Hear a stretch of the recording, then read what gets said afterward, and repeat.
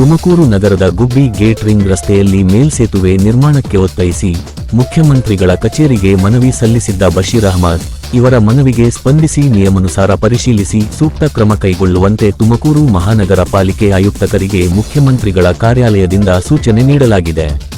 ಇತ್ತೀಚೆಗೆ ಬಶೀರ್ ಅಹಮದ್ ರಾಜ್ಯಾಧ್ಯಕ್ಷರು ಕರ್ನಾಟಕ ಪಿಂಜಾರ ನದಾಫ್ ಜನಾಂಗದ ಕ್ಷೇಮಾಭಿವೃದ್ಧಿ ರಾಜ್ಯ ಸಂಘರವರಿಗೆ ತುಮಕೂರು ನಗರದ ಗುಬ್ಬಿ ಗೇಟ್ ರಿಂಗ್ ರಸ್ತೆಯಲ್ಲಿ 3ಕ್ಕೂ ಹೆಚ್ಚು ಗಾರ್ಮೆಂಟ್ಸ್ಗಳಿದ್ದು ಆ 3 ಗಾರ್ಮೆಂಟ್ಸ್ಗಳಲ್ಲಿ 5,000ಕ್ಕೂ ಹೆಚ್ಚು ಕಾರ್ಮಿಕರಿದ್ದು ರಸ್ತೆಯಲ್ಲಿ ಅಪಘಾತಗಳು ಪದೇ ಪದೇ ಆಗುತ್ತಿದೆ ಎಂದು ಸಮಾಜ ಸೇವಕಿ ಲಲಿತಾಬಾಯಿರವರು ಸದರಿ ಸಂಘಕ್ಕೆ ಮನವಿ ನೀಡಿದರು.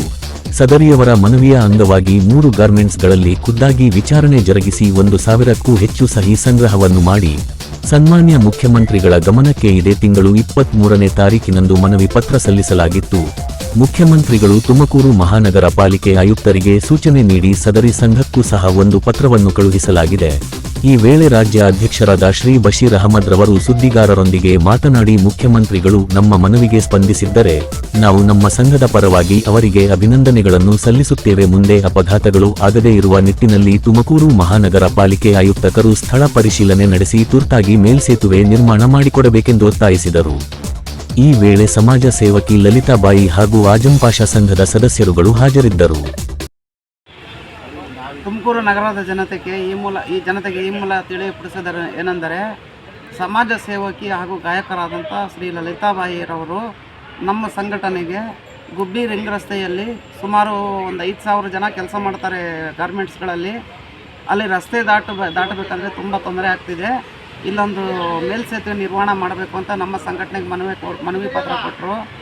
ಸದರಿ ಮನವಿ ಪತ್ರದಂತೆ ನಾನು ಹೋಗಿ ಮತ್ತು ಲಲಿತಾಬಾಯಿ ಅವರು ನಾನು ಹೋಗಿ ಅಲ್ಲಿ ವಿಚಾರಣೆ ಜರುಗಿಸಿದಾಗ ಸುಮಾರು 1 ರಿಂದ 1,500 ಸಾವಿರ ಜನ ಸಹಿ ಹಾಕ್ಕೊಟ್ರು. ಇಲ್ಲಿ ತೊಂದರೆ ಆಗ್ತಾಯಿದೆ ಸರ್, ಹೌದು ನಮಗಿಲ್ಲಿ ಮೇಲ್ಸೇತುವೆ ಬೇಕೇ ಬೇಕು ಅಂತ ಹೇಳಿದರು.